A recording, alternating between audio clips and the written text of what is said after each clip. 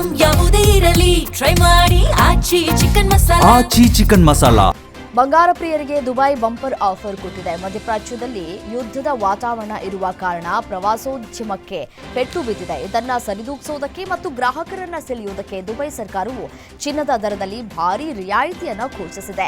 ಪ್ರತಿ 1 ಔನ್ಸ್ ಅಂದ್ರೆ 28.34 ಗ್ರಾಂ ಚಿನ್ನದ ಮೇಲೆ $30 ರಿಯಾಯಿತಿ ನೀಡುವುದಕ್ಕೆ ದುಬೈ ನಿರ್ಧರಿಸಿದೆ.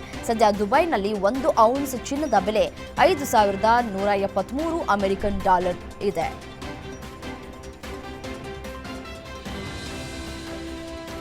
ಇರಾನ್ ಯುದ್ಧದ ಪರಿಣಾಮ ಅಂತಾರಾಷ್ಟ್ರೀಯ ಕಚ್ಚಾ ತೈಲದ ದರದಲ್ಲಿ 4 ವರ್ಷಗಳ ಬಳಿಕ ಮೊದಲ ಬಾರಿಗೆ ಪ್ರತಿ ಬ್ಯಾರೆಲ್ ತೈಲ ದರ $100ಗೆ ಏರಿಕೆಯಾಗಿದೆ. ಯುದ್ಧದ ಪರಿಣಾಮ ಕಚ್ಚಾ ತೈಲದ ಸರಬರಾಜಿನ ಮೇಲೆ ಭಾರೀ ಸವಾಲು ಉಂಟಾಗಿದೆ. ಇದರಿಂದ ದರ ಜಿಗಿದಿದೆ.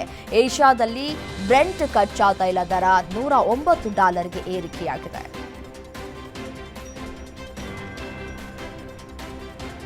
ಕತಾರ್ ಪ್ರಧಾನಿ Sheikh Mohammed bin Abdul Rahman Al Thani Iran Gulf ರಾಷ್ಟ್ರಗಳಿಗೆ ದ್ರೋಹ ಬಗೆದಿದೆ ಅಂತ ಆರೋಪಿಸಿದ್ದಾರೆ. ಈ ದಾಳಿಯು ಮಧ್ಯಪ್ರಾಚ್ಯವನ್ನ ಅಸ್ಥಿರಗೊಳಿಸುವ ಮತ್ತು ಜಾಗತಿಕ ಆರ್ಥಿಕ ಆಘಾತಗಳಿಗೆ ಕಾರಣವಾಗುವ ಅಪಾಯವಿದೆ ಅಂತ ಎಚ್ಚರಿಸಿದ್ದಾರೆ. ಕತಾರ್ ಮೇಲೆ ಪದೇ ಪದೇ ದಾಳಿ ನಡೆದ ನಂತರ ಗಲ್ಫ್ ರಾಷ್ಟ್ರಗಳ ಮೇಲೆ ಇರಾನ್ ನಡೆಸಿದಂತಹ ದಾಳಿಯನ್ನ ಅಪಾಯಕಾರಿ ತಪ್ಪು ಲೆಕ್ಕಾಚಾರ ಅಂತ ಆತಂಕವನ್ನ ವ್ಯಕ್ತಪಡಿಸಿದ್ದಾರೆ. ಮಧ್ಯಪ್ರಾಚ್ಯದಲ್ಲಿ ಇರಾನ್ ಇಸ್ರೇಲ್ ಯುದ್ಧದ ಪರಿಣಾಮ ತೈಲ ಬೆಲೆ $100 ದಾಟಿದ ಬೆನ್ನಲ್ಲೇ ಪಾಕಿಸ್ತಾನ ಸರ್ಕಾರ 2 ವಾರಗಳ ಕಾಲ ಶಾಲೆಗಳಿಗೆ ರಜೆ ಘೋಷಣೆ ಮಾಡಿದ್ದು, ಸರ್ಕಾರಿ ಕಚೇರಿಗಳು ವಾರದಲ್ಲಿ 4 ದಿನಗಳ ಕಾಲ ಕಾರ್ಯನಿರ್ವಹಿಸುವಂತೆ ಪಾಕಿಸ್ತಾನ ಪ್ರಧಾನಿ ಶಹಬಾಜ್ ಶರೀಫ್ ಹೇಳಿದ್ದಾರೆ. ಐಸಿಸಿ ಟಿ20 ವಿಶ್ವಕಪ್ ಟೂರ್ನಿಯಲ್ಲಿ ಅತ್ಯುತ್ತಮ ಪ್ರದರ್ಶನ ತೋರಿದಂತಹ ಆಟಗಾರರನ್ನ ಒಳಗೊಂಡ ಶ್ರೇಷ್ಠ ತಂಡವನ್ನು ಅಂತಾರಾಷ್ಟ್ರೀಯ ಕ್ರಿಕೆಟ್ ಕೌನ್ಸಿಲ್ ಪ್ರಕಟಿಸಿದೆ.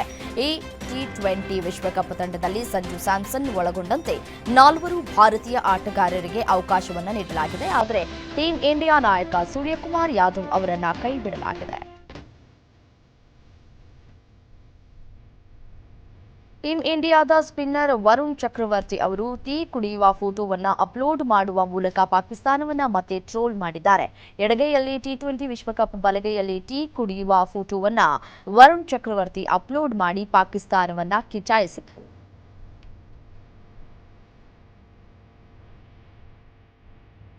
ಸೂರ್ಯಕುಮಾರ್ ಯಾದವ್ ನಾಯಕತ್ವದಲ್ಲಿ ಟೀಂ ಇಂಡಿಯಾ ಟಿ20 ವಿಶ್ವಕಪ್ ಗೆದ್ದು ಇತಿಹಾಸವನ್ನು ಸೃಷ್ಟಿಸಿದೆ. ಇದು ಸೂರ್ಯಕುಮಾರ್ ಅವರ ಮೊದಲ ನಾಯಕತ್ವ ಪ್ರಯತ್ನದಲ್ಲಿ ಸಾಧಿಸಿದಂತಹ ದೊಡ್ಡ ಯಶಸ್ಸು. ಸೂರ್ಯಕುಮಾರ್ ಅವರ ಪತ್ನಿ ಉಡುಪಿ ಮೂಲದವರಾಗಿದ್ದು, ಅವರಿಗೆ ಕರ್ನಾಟಕದ ನಂಟು ಇದೆ. ಅವರು ಕಾಪು ಮಾರಿಯಮ್ಮ ದೇವಸ್ಥಾನಕ್ಕೆ ಭೇಟಿಯನ್ನು ನೀಡಲಿದ್ದಾರೆ.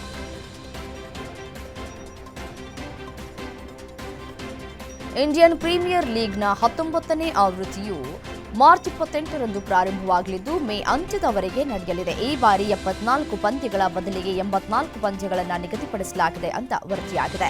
ಐಪಿಎಲ್ನ ಪ್ರಸಾರದ ಹಕ್ಕು ಪಡೆದಿರುವಂತಹ ಸ್ಟಾರ್ ಸ್ಪೋರ್ಟ್ಸ್ ಕಾಯುವ ಸಮಯ ಮುಗಿದಿದೆ.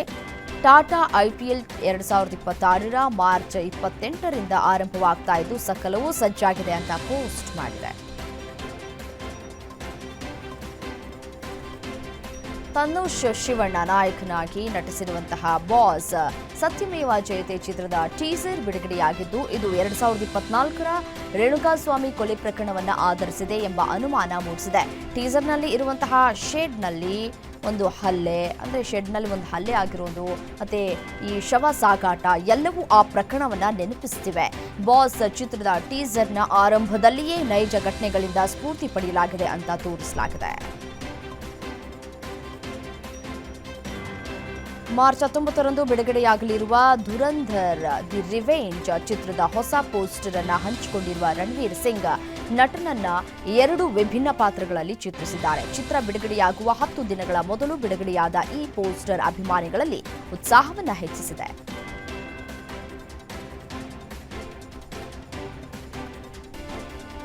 ಧುರಂಧರ್ 2 ನಟಿ ಸಾರಾ ಅರ್ಜುನ್ ಅವರು ಯಶ್ ಅವರ ಟಾಕ್ಸಿಕ್ ಸಿನಿಮಾವನ್ನ ಟ್ರೋಲ್ ಮಾಡಿದ್ದಾರೆ ಎಂಬ ಪೋಸ್ಟ್ ಸೋಷಿಯಲ್ ಮೀಡಿಯಾದಲ್ಲಿ ವೈರಲ್ ಆಗಿದೆ.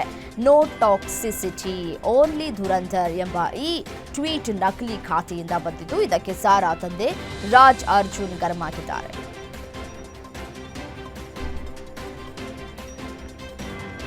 ಬಾಲಿವುಡ್ ನಟ ಸಲ್ಮಾನ್ ಖಾನ್ ಅವರು ಸೋಲಿನ ಸುಳಿಗೆ ಸಿಲುಕಿದ್ದಾರೆ. ಕಳೆದ ವರ್ಷ ಬಂದ ಅವರ ಸಿಕಂದರ್ ಸಿನಿಮಾವು ಬಾಕ್ಸ್ ಆಫೀಸ್ನಲ್ಲಿ ಹೀನಾಯ ಸೋಲನ್ನು ಅನುಭವಿಸಿತ್ತು. ಹಾಗಾಗಿ ಅವರೀಗ ಗೆಲುವಿನ ನಿರೀಕ್ಷೆಯಲ್ಲಿದ್ದಾರೆ. ಸದ್ಯ ಅಪೂರ್ವ ಲಖಿಯಾ ನಿರ್ದೇಶನದ ಬ್ಯಾಟಲ್ ಆ ಗಾಲ್ವಾನ್ ಚಿತ್ರದಲ್ಲಿ ಸಲ್ಮಾನ್ ಬ್ಯುಸಿಯಾಗಿದ್ದು, ಅದರ ಜೊತೆಗೆ ಮತ್ತೊಮ್ಮೆ ದಕ್ಷಿಣ ಭಾರತದ ನಿರ್ದೇಶಕರತ್ತ ಕಣ್ಹಾಯಿಸಿದ್ದಾರೆ. ಇವಿಷ್ಟು 50 ಗ್ಯಾರಂಟಿಯ ಹೈಲೈಟ್ಸ್. ನೋಡ್ತಾರೆ ಗ್ಯಾರಂಟಿ ನ್ಯೂಸ್, ಸುದ್ದಿ ಖಚಿತ, ನ್ಯಾಯ ನಿಶ್ಚಿತ.